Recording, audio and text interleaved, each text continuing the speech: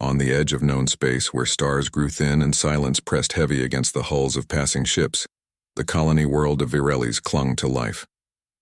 Rain fell there almost every night. Not gentle rain, but thick, acidic downpours that ate at metal and turned the soil into gray sludge.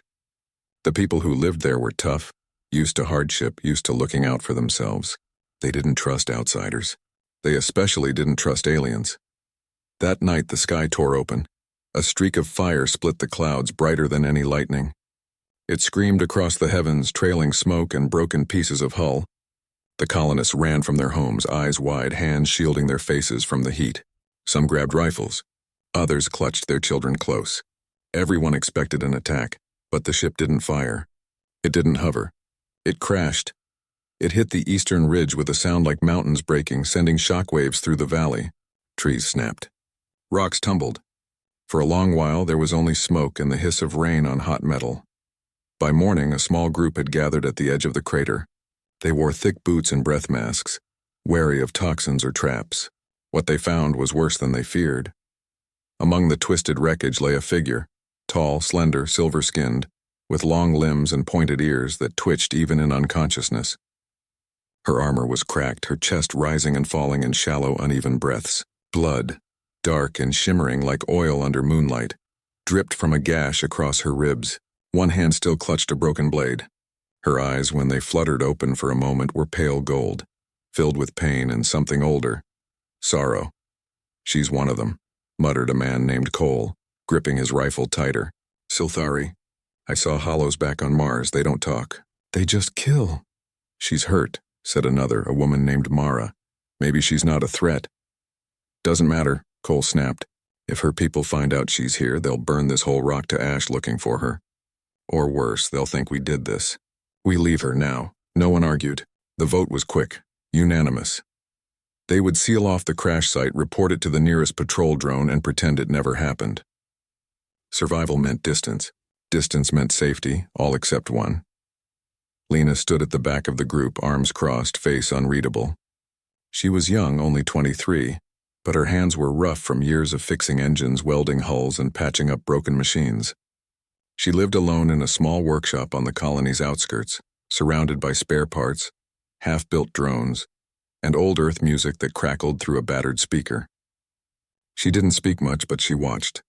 And she remembered. She remembered how 2 winters ago her own transport had gone down in the northern wastes. How the colony had voted then, too. Too risky to send a rescue in that storm. But old man Haskins had gone anyway. Just him and his rusted crawler. He'd found her half-frozen, dragged her back, and never asked for thanks. Now as the others turned to leave, Lena stayed.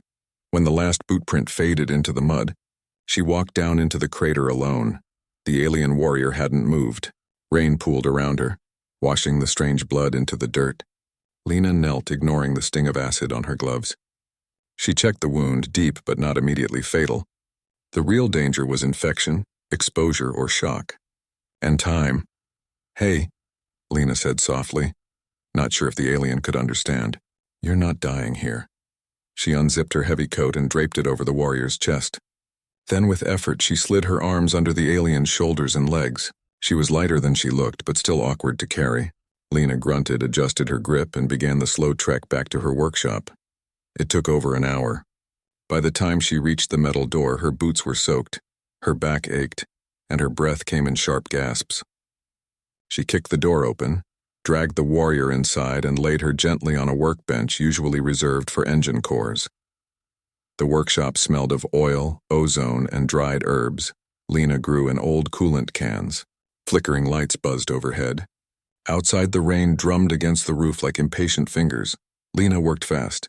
She cleaned the wound with distilled water and antiseptic gel, stitched it with a micro-suture kit meant for drone repairs, and wrapped it in thermal bandages. She rigged a hydration drip from a spare med kit, and propped the warrior's head on a folded tarp. All the while, the alien watched her, silent, eyes sharp despite the pain. "You can relax," Lena said, wiping her hands on a rag. "No one's coming for you." "Not the good kind, anyway." The warrior's lips moved. No sound came out at first. Then weakly a single word. "Kyle." Lena frowned. "Is that a name?" "A place." The alien closed her eyes again, exhausted, but her fingers twitched as if reaching for something far away. Night fell. Lena sat on a stool nearby, sipping bitter tea from a dented mug.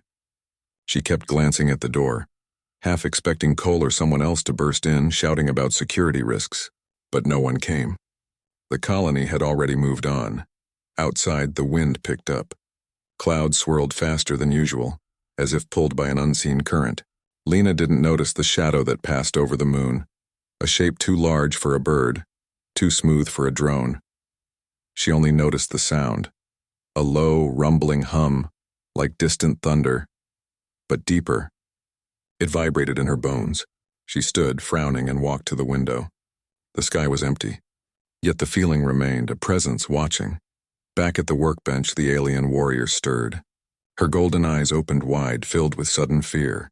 She tried to sit up, winced, and whispered again, "Kale." Lena turned. "You keep saying that." "Who is Kale?" The warrior didn't answer. Instead, she reached out with trembling fingers and touched Lena's wrist. Her skin was cool, almost metallic. In that touch, Lena felt something, not words, but a feeling. Loyalty, loss. A bond stretched thin across stars. Then, as quickly as it came, the hum faded. The wind stilled. The night returned to its usual quiet. Lena sat back down. She didn't understand what was happening. But she knew one thing. This alien wasn't a monster. She was someone who'd been left behind, just like Lena had once been. "I've got you," Lena said quietly. "You're safe here." The warrior's eyes softened. She gave the tiniest nod before drifting into uneasy sleep. Hours later, as the first gray light of dawn crept through the shutters, Lena dozed off in her chair. She dreamed of wings in the storm, of silver eyes watching over her, and of a name, Kale, that echoed like a promise. She didn't know it yet, but her life had just changed forever. The galaxy was bigger, stranger, and more dangerous than she'd ever imagined. And somewhere above Virelli's, something ancient was searching for its lost friend. But for now, in a small workshop on a forgotten world, a human and an alien warrior shared the same fragile peace. And that was enough. Khazir tilted his head and chirped again, his scales shifting from deep blue to a curious purple. Olivia sat up slowly, not wanting to startle the creature. She wondered if he was trying to communicate something. "Is she awake?" Olivia whispered, pointing. Toward the bed where Niraveth lay. Khazir hopped down from the armrest and scurried across the floor toward Niraveth. The dragon climbed onto the bed and nuzzled against the alien's face. Niraveth stirred, her violet eyes fluttering open. She looked, disoriented for a moment before recognition dawned on her face. She smiled weakly at Olivia. Olivia approached carefully, checking the bandages she had applied yesterday. The blue blood had dried, and the wound already looked days old rather than hours. Niraveth was healing at an incredible rate. "Better," Niraveth said through her translator device. Her English seemed smoother today, as if the device was adapting to the language. "Thank you for shelter and care." Olivia nodded and went to her small kitchen to prepare something to eat. She had no idea what aliens ate, but figured water would be a safe start. She filled a glass and brought it to Niraveth, who accepted it gratefully. As Niraveth sipped the water, Khazir jumped off the bed and began exploring. The cabin, he seemed fascinated by ordinary objects, sniffing and occasionally pawing at things. The dragon approached Olivia's backpack, nosing at the zipper until it opened.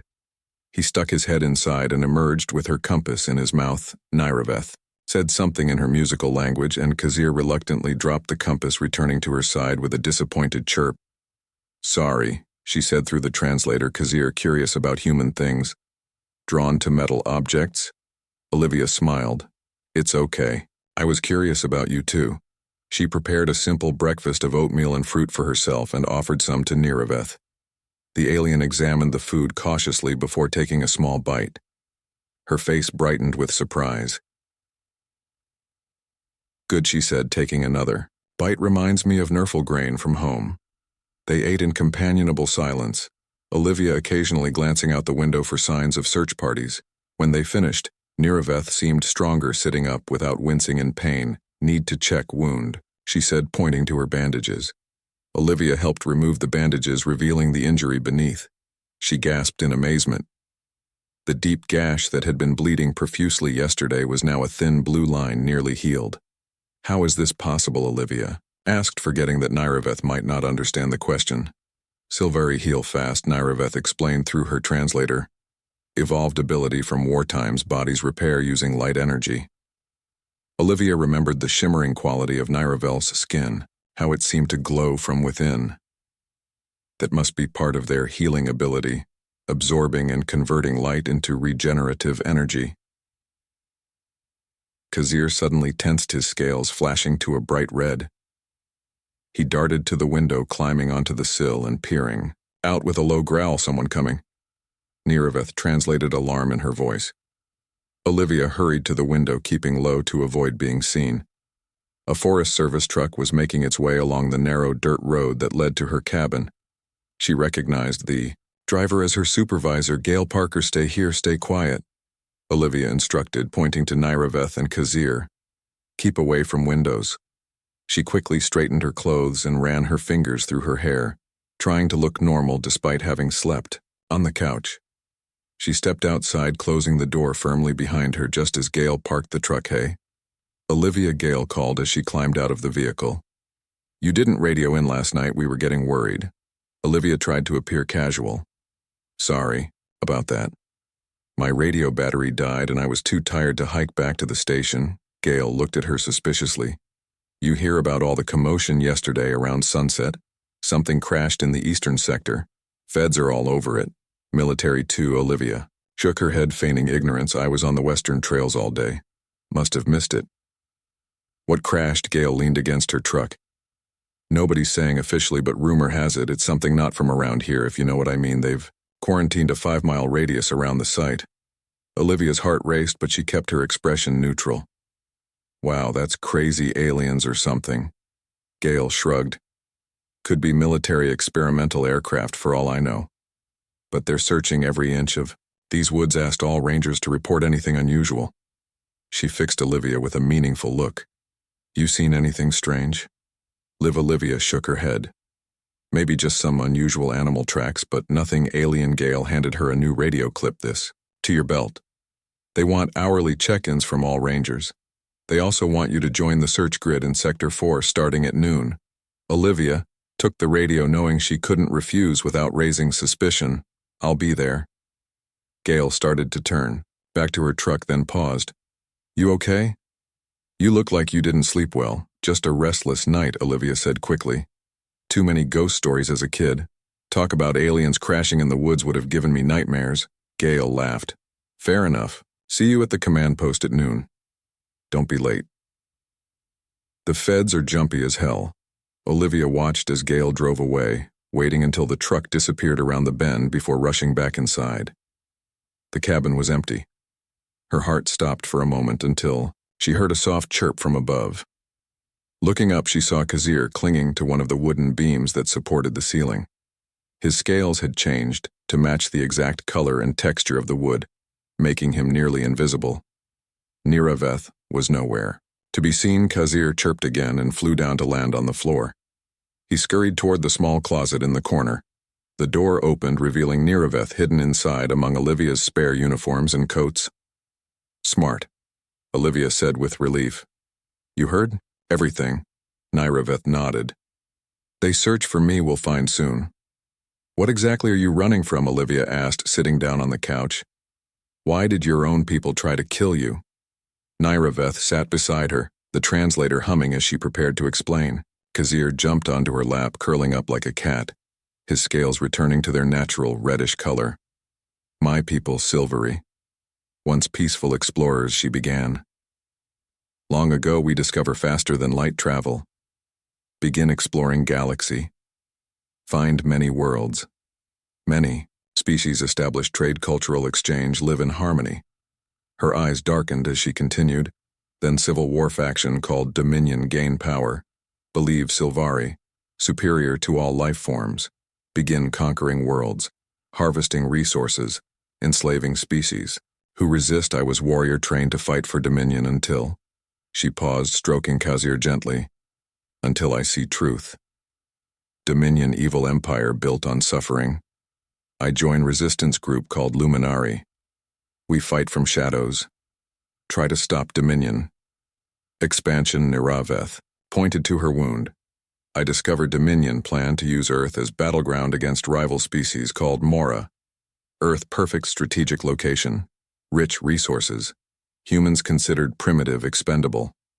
My squadron sent to scout Earth defenses I try. Warn my commander plan wrong. Humans deserve protection. She order my death ship damaged escape pod. Activate emergency landing. Here Olivia tried to process everything she was hearing. An interstellar war was raging across the galaxy, and Earth was about to be caught in the middle. And now the only person who stood against this plan was sitting in her cabin wounded and on the run. What about Khazir? Olivia asked, watching, as the small dragon purred under Niravel's touch. Is he a pet Niraveth? Smiled, shaking her head. Not pet, bond partner. Khazir species telepathically bond with Silvery, share thoughts, feelings, sometimes share vision across distance. Very rare, very special. Most Silvery never find bond partner. I lucky, as if understanding he was being discussed. Khazir preened his wings, spreading slightly. Olivia noticed how the light caught his scales, creating rainbow patterns on the wall. How advanced is your technology compared to ours? Olivia asked. Could you contact these luminary people? Let them know what happened. Niraveth pointed to her ship has communication device, long-range transmitter. If working, could send message to Luminari. But ship guarded now by humans. Olivia thought about what Gale had said about the search grid and the quarantine zone. If she was assigned to Sector 4, she would be nowhere near the crash site. But she knew these woods better than any federal agent or military personnel. She might be able to sneak back to the ship. I have to report to the command post at noon, Olivia said, checking her watch. But if you're healing this quickly, how soon could you travel? 2 sun cycles. Niraveth answered, holding up 2 fingers. Need strength for journey. That gives us about 48 hours, Olivia said. Making a plan in her head, I can get supplies, food, water, maybe even clothes that would help you blend in. I have to go search with the others, but I can try to gather information about where they're keeping your ship. Khazir suddenly perked up his head, tilting as if listening to something. Niraveth tensed as well. What is it? Olivia asked, alarmed. Khazir sense. Others, Niraveth explained. Her translator device struggled with the complex concept. More Silvari ships enter atmosphere. Searchers. Olivia's blood ran cold. How many? Niraveth closed her eyes as if concentrating.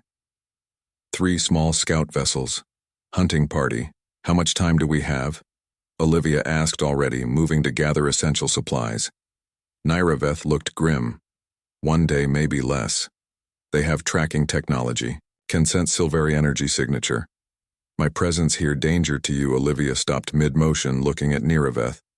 I made my choice. I won't abandon you. The alien woman's eyes widened with surprise.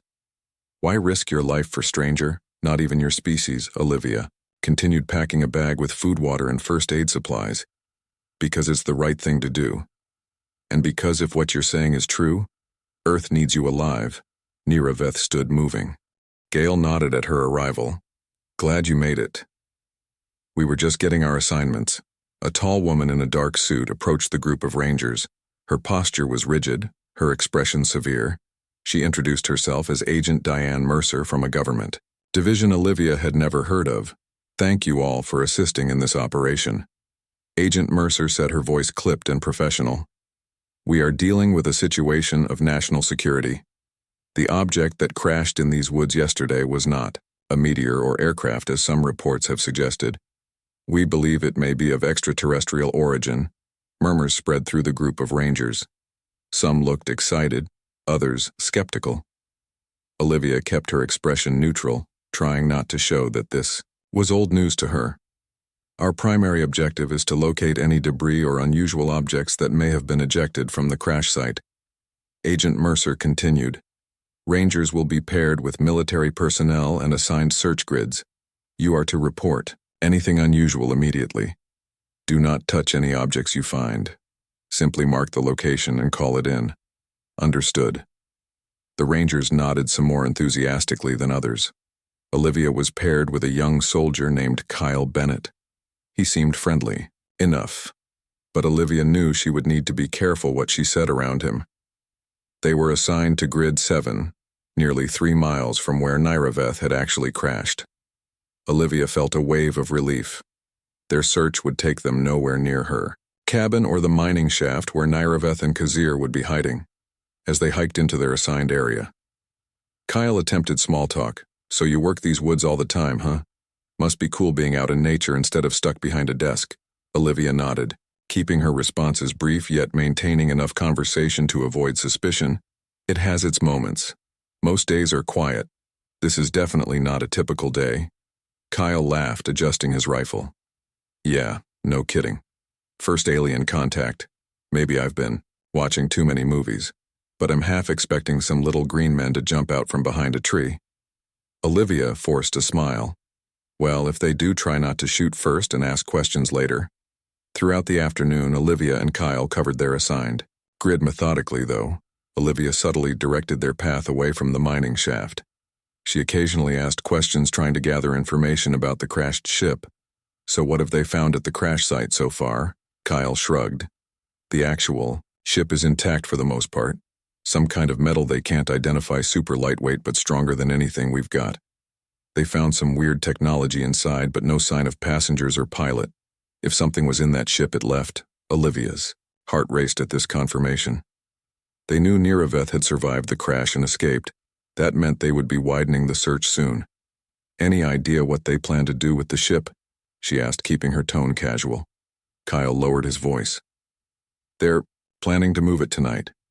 Big military transport coming in after dark. They're taking it to some facility in Nevada for study. Whole place is crawling with scientists. Those guys are like kids on Christmas morning." This was valuable information. If the ship was being moved tonight, Nairaveth would lose any chance of accessing its communication systems to contact her people. The luminary Olivia needed to warn her as the sun began to set. Agent Mercer radioed all search teams, ordering them to return to base camp. Apparently new information had come in that required a briefing. Olivia and Kyle made their way back to the command post where the atmosphere had changed. Tension filled the air as more military vehicles arrived. Agent Mercer gathered everyone around a large digital map of the area. "We have confirmation that we are not dealing with an unmanned probe," she announced. "There was at least one biological entity aboard the craft that survived the crash. We have detected unusual energy signatures moving through the forest." Her finger traced a path on the map that made Olivia's blood run cold. It was heading directly toward her cabin, based on thermal imaging and energy readings. "We believe the entity is not alone. There appears to be a smaller companion, possibly some form of animal. All search teams will now focus on this quadrant." She circled an area that included Olivia's cabin and the path to the mining shaft. "Teams will operate through the night using night vision and thermal imaging. New equipment is being distributed now that can detect the unique energy signature of our target." Olivia tried to keep her expression neutral, despite the panic rising within her. She needed to warn Nairaveth immediately, but she was trapped at the command post. The Rangers were being reassigned to new teams. Olivia found herself paired with Agent Mercer herself. Agent Mercer studied Olivia closely. "Your supervisor tells me you're the most knowledgeable about the eastern quadrant, particularly the old mining areas." Olivia nodded carefully. "That's right. I've explored most of these woods over the years." Agent Mercer smiled, though it didn't reach her eyes. "Perfect. You'll be my guide. Then I'm particularly interested in any caves or abandoned structures that might serve as shelter." They set out 30 minutes later, equipped with night vision goggles and a strange device that emitted a soft beeping sound. Agent Mercer explained it detected unusual energy patterns. The device remained silent as they began their hike, but Olivia knew it was only a matter of time before it led them straight to Nairaveth and Kazir. She needed to create a diversion, or somehow warn them. Olivia deliberately led Agent Mercer on a roundabout path, claiming it was the easiest route through the difficult terrain. Every minute she delayed was another minute for Nairaveth to sense the danger and hide. As they approached a stream, Agent Mercer's detection device began to emit a low beep. The agent stopped immediately, holding up her hand for silence. "We've got something," she whispered, consulting the device. Which direction would be the fastest to that old mining shaft you mentioned? Olivia pointed north opposite the actual direction. It's about 2 miles that way through dense forest. There's a trail that makes it easier to navigate.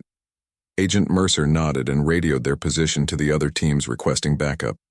She then gestured for Olivia to lead the way. Olivia set off knowing she was buying time, but eventually Agent Mercer would realize they were heading in the wrong direction. After 20 minutes of hiking, Agent Mercer grabbed Olivia's arm, stopping her. "This isn't right," she said, her voice cold.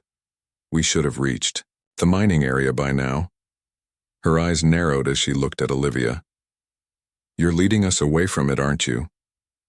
Olivia opened her mouth to deny it when a flash of movement caught her eye. Something small darted between the trees, its scales glinting. In the moonlight, Khazir, the dragon, had found her. Agent Mercer saw it too, reaching for her weapon. What was that? Before Olivia could respond, a voice called out from the darkness. Human friend Naireveth stepped into a shaft of moonlight, her silvery hair glowing, her violet eyes reflecting light like a cat's. She had abandoned Olivia's clothes and now wore what appeared to be her repaired armor. The material shifted and moved as if alive. Agent Mercer raised her weapon, aiming it at Naireveth. "Don't move," she ordered into her radio. "We have contact, sending coordinates now." Olivia acted without thinking. She shoved Agent Mercer hard, sending the woman stumbling backward. Then she turned to Naireveth. "Run," she shouted. "They're tracking your energy signature." Naireveth didn't hesitate. She whistled and Khazir flew to her shoulder. Together they disappeared into the darkness of the forest. Olivia turned to follow but felt something strike her from behind. Pain exploded in her head, and the world went black. When Olivia regained consciousness, she was sitting in a folding chair inside one of the command post tents. Her hands were zip-tied to the arms of the chair, and her head throbbed where Agent Mercer had struck her. The agent herself sat across from Olivia, her expression cold. "You've committed treason," Agent Mercer said calmly. "Aiding an alien intruder harboring a potentially dangerous extraterrestrial entity, lying to federal agents, interfering with a government operation." The list goes on. "You're looking at life in prison if you're lucky." Olivia remained silent, knowing anything she said would only incriminate her further. Agent Mercer leaned forward. "We found your cabin, Ranger Mason. Evidence that you sheltered the alien. There are traces of an unidentified blue substance that our scientists are very interested in studying." Still Olivia said nothing. "You don't seem to understand the gravity of your situation," Agent Mercer continued. "That thing you're protecting isn't human. It's an advanced alien entity with unknown capabilities and intentions. Why would you risk everything to help it?" Olivia finally spoke. "Her name is Naireveth, and she came here to warn us." Agent Mercer raised an eyebrow. "Warn us about what Earth is in danger," Olivia explained. "Her people, the Silvari, they're planning to use our planet as a battlefield in their war. They don't care how many humans die in the process. Naireveth tried to stop them and they shot her down." Agent Mercer laughed. "The oldest trick in the book. Claim you're here to help when your real agenda is something else entirely. Do you have any proof of these claims? Or did you just take the word of an alien you met yesterday?" Before Olivia could respond, the tent flap opened and a soldier rushed in. "Agent Mercer, something just took out Team 4. We lost all contact, and the last transmission mentioned some kind of energy weapon." Mercer stood immediately. "Gather all available personnel. We're moving to their last known position." She turned back to Olivia. "This conversation isn't over." After Mercer left, Olivia tested her restraints. They were tight but not cutting off circulation. She looked. On the 4th day, something changed. Instead of guards coming to escort her to the interrogation room, Olivia was brought to a large conference room. A dozen people in military uniforms and suits sat around a long table. Agent Mercer among them. At the head of the table sat an older woman with short gray hair and the bearing of someone accustomed to command. She introduced herself as General Eleanor Wright, Ems Mason. "Thank you for joining us," the general said, as if Olivia had a choice. "The situation has evolved and we need your insight." Olivia remained silent, waiting for more information. 24 hours ago, we detected multiple objects entering Earth's atmosphere. General Wright continued. They appeared suddenly, as if emerging from some kind of cloaking technology. Our defense systems barely had time to register them before they were here. The general nodded to a young man who activated a large screen on the wall. It showed a satellite image of Earth with dozens of red dots surrounding. These are Scifi ships, Agent Mercer said, her voice tense. Exactly as your alien friend described. We now have confirmation that Earth is being surrounded by an alien armada. Olivia's heart sank. So Niriveth failed to contact her people? Not necessarily, General Wright said, reading Olivia's expression. The ships have made no aggressive moves. They appear to be holding position in high orbit. Several have broadcast messages in various human languages, requesting communication with Earth governments. A video appeared on the screen showing a silvery male, his features similar to Nirivel's but more angular.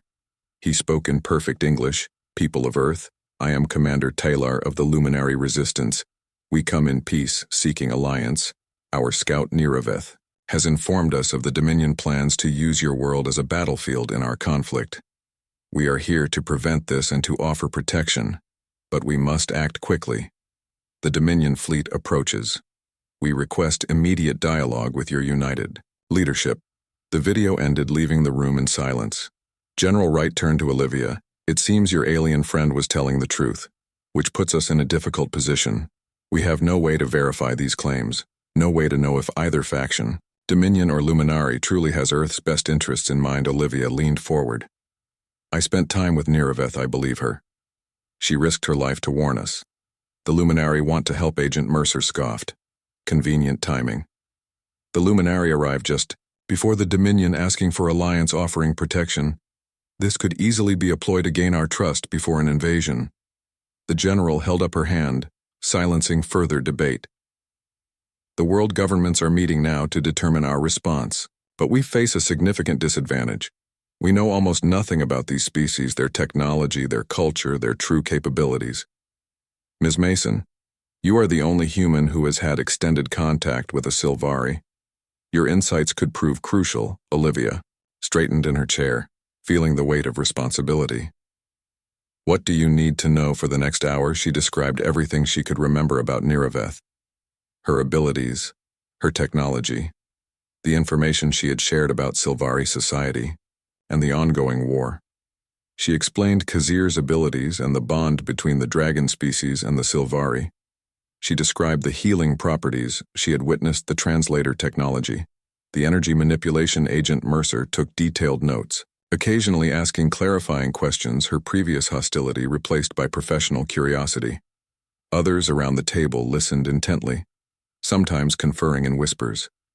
When Olivia finished, General Wright thanked her. This information will be invaluable in our negotiations, she said. Should we choose to negotiate at all? Some military advisors are recommending a preemptive strike using our nuclear arsenal.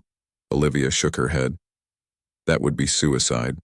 Based on what I saw of their technology, our weapons would be useless against their shields, and it would turn potential allies into enemies.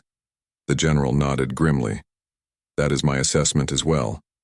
But fear makes people desperate, and many are very afraid right now. A soldier entered the room and whispered something to General Wright. Her expression darkened as she dismissed him. It seems the decision may be made for us, she announced. New objects detected approaching from the outer solar system, moving at incredible speed. The Dominion fleet has arrived. The screen changed, showing a new cluster of dots approaching Earth. These were larger, more numerous, and moving in a clear attack formation. Agent Mercer stood staring at the screen. How long do we have? 20 minutes at their current speed, General Wright answered. She turned to Olivia. Does this match what Niriveth told you about Dominion tactics? Olivia nodded. They don't believe in negotiation. Only domination. The name isn't a coincidence. They see other species as resources to be used or obstacles to be removed. General Wright picked up a secure phone. I need to speak with the president immediately. As she made her call, the room erupted in controlled chaos. Military personnel began issuing orders. Analysts called for updated Projections Agent Mercer approached Olivia, her expression unreadable. "I owe you an apology, Ranger Mason," she said quietly. "You were right. We should have listened sooner." Before Olivia could respond, alarms began blaring throughout the facility. A voice over the intercom ordered all personnel to battle stations. General Wright returned looking grim. "The President has authorized me to accept the luminary offer of alliance. A communication is being sent now. We pray it isn't too late." On the screen, the Dominion fleet continued its approach unchallenged. The luminary ships remained in defensive positions around Earth, apparently waiting for humanity's decision. A blinding flash filled the screen, causing everyone to shield their eyes. When they looked, again one of the Dominion vessels had been destroyed. A luminary ship moved into position, placing itself between Earth and the oncoming fleet. "They're engaging," the general said with a mixture of relief and concern. "They're defending us." More flashes. As energy weapons fired across the void of space, the luminary ships, though outnumbered, moved with precision and coordination, protecting Earth while engaging the Dominion fleet. The conference room fell silent as everyone watched the battle unfold, lives hanging in the balance while humans could only observe. A new alert sounded, an incoming transmission from the luminary commander. The screen split, showing Commander Taylor, his face strained with concentration. "Earth allies. We cannot hold them alone," he said. "The Dominion fleet is too large." "We need your assistance," How General Wright asked. "What can we possibly do against their technology, Commander?" Taylor looked directly at the camera. "We need a specific human, Olivia Mason. She has bonded with a Silveri warrior. Her presence will strengthen our telepathic network." All eyes turned to Olivia, who sat frozen in shock. Agent Mercer was the first to speak. "That's impossible. How would they even know her name?" A new voice joined the transmission, one that made Olivia's heart leap. "I tell them Nyreveth appeared beside Commander Taylor Kazir, perched on her shoulder. Human friend. Help me." "Now I help her." General Wright looked at Olivia, the question unspoken but clear. Olivia stood without hesitation. "I'll do whatever I can." Within minutes, Olivia was being escorted to the roof of the facility where a helicopter waited. The plan was to take her to a designated landing zone where a luminary shuttle would retrieve her. Agent Mercer insisted on accompanying. Hers they flew toward the coordinates. Olivia watched the sky. Light flashed in the upper atmosphere, evidence of the battle raging in orbit. Agent Mercer checked her weapon, a futile gesture against the forces they were facing. "I'm coming with you," she said over the roar of the helicopter blades. Olivia stared at her in surprise. Why Agent Mercer's expression was resolute. "My job is to protect this country. If that means going onto an alien ship, I'll do it. Besides," she added with a hint of a smile, "someone needs to make sure you don't commit more treason." Despite everything, Olivia laughed. The helicopter began its descent toward an empty field surrounded by military vehicles. As they touched down, a bright light appeared in the sky, growing larger as it approached. The luminary shuttle was smaller than the scout ship Nyreveth had escaped in, its design more elegant with flowing lines that seemed to ripple as it moved. The craft landed silently, a door appearing in its seamless hull. Nyreveth emerged, her armor now more elaborate, decorated with symbols Olivia didn't recognize. Kazir flew from her shoulder, circling the helicopter before landing beside his master. His scales shimmered with excitement. Olivia approached, feeling a strange mixture of joy and apprehension. Nyreveth smiled, extending her hands in greeting. "Human friend," she said, her translator device now producing perfect English. "You saved me. Now you help save." Earth Agent Mercer stepped forward, her hand resting on her sidearm. "I'm coming too as Earth representative." Nyreveth studied her for a moment, then nodded, understanding human caution. "Welcome both." "No time, explain now, must hurry." They followed Nyreveth into the shuttle.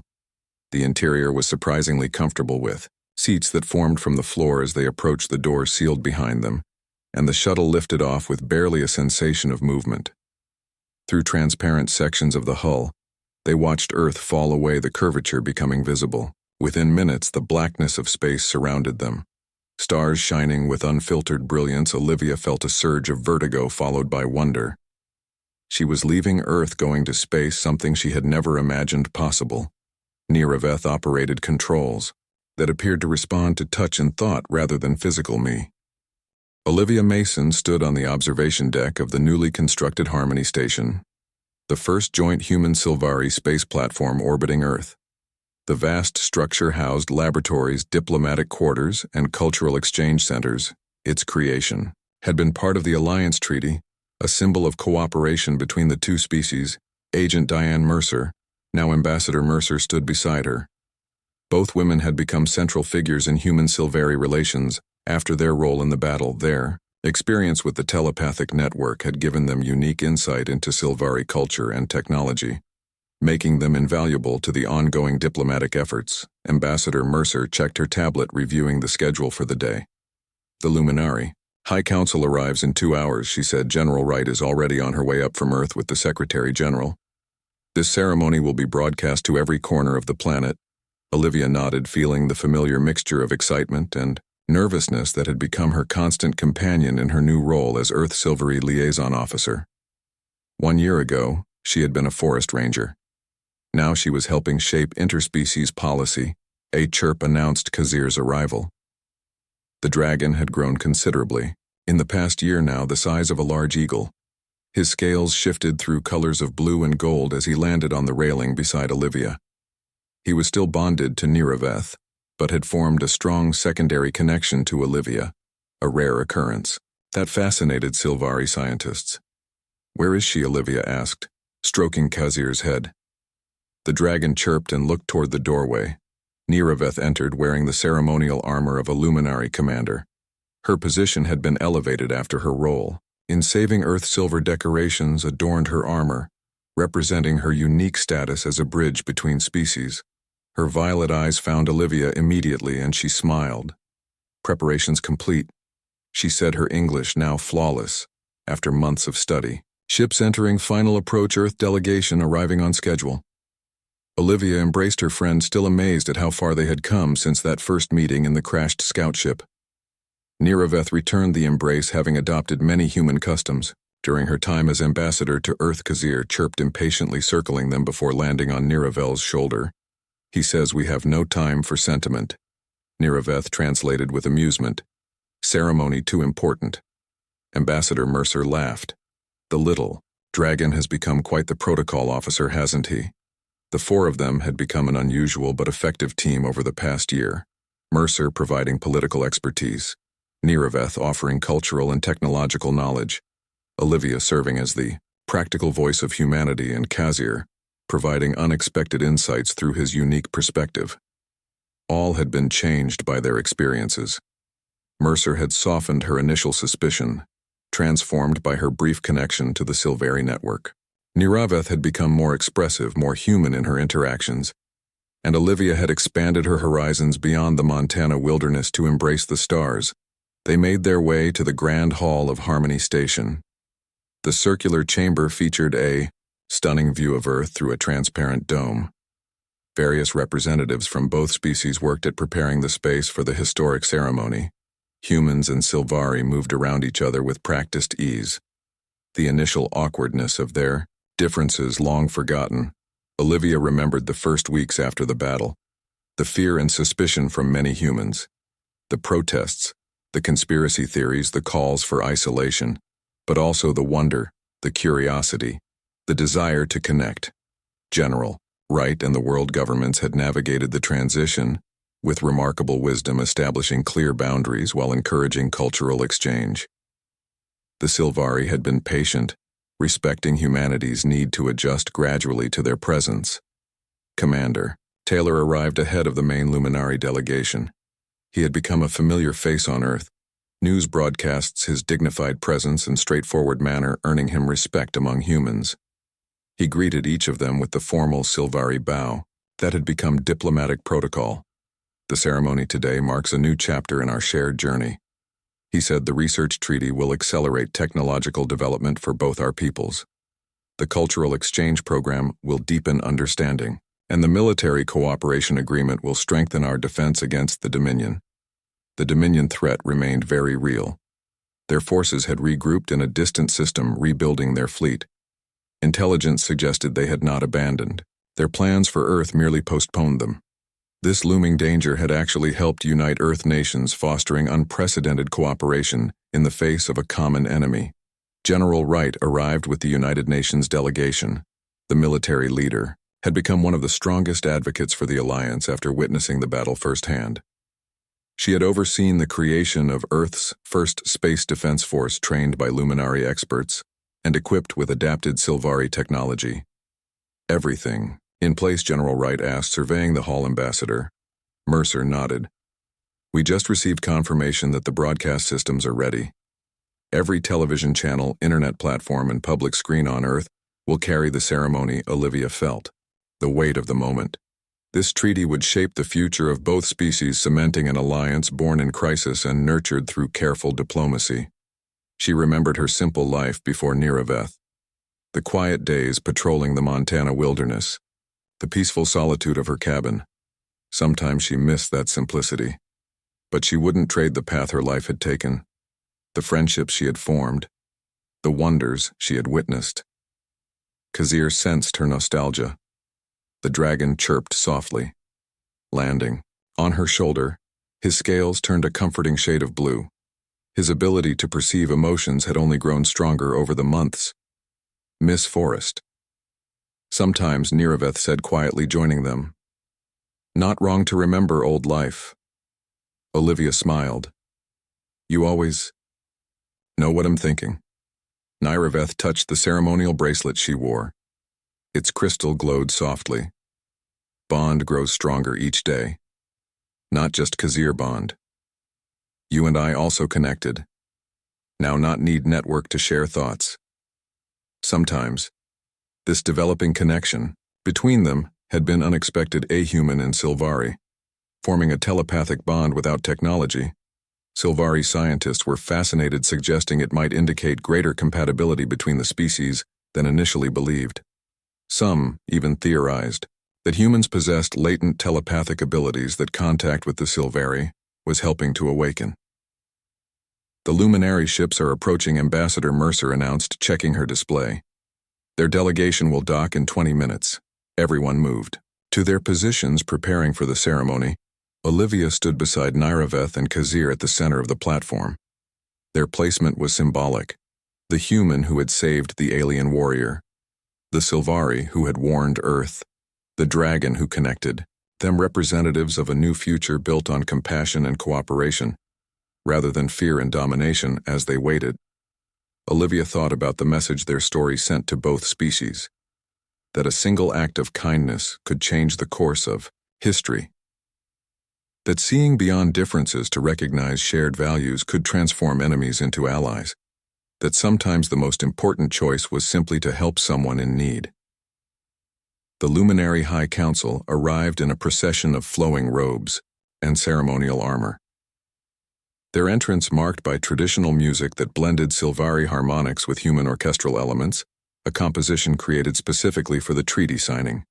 The Earth delegation followed, led by the Secretary General of the United Nations. Together, they would sign the Harmony Accords, establishing a framework for cooperation that would last generations. Before the ceremony began, Niraveth touched Olivia's hand, drawing her attention. Remember first day, she asked. You find me injured alone. All others would capture, study fear. But you help. Why? Olivia had been asked this question many times over the past year, by journalists, diplomats, scientists, even other Sylvari. Her answer had never changed, because it was the right thing to do. Because everyone deserves compassion. Niraveth smiled.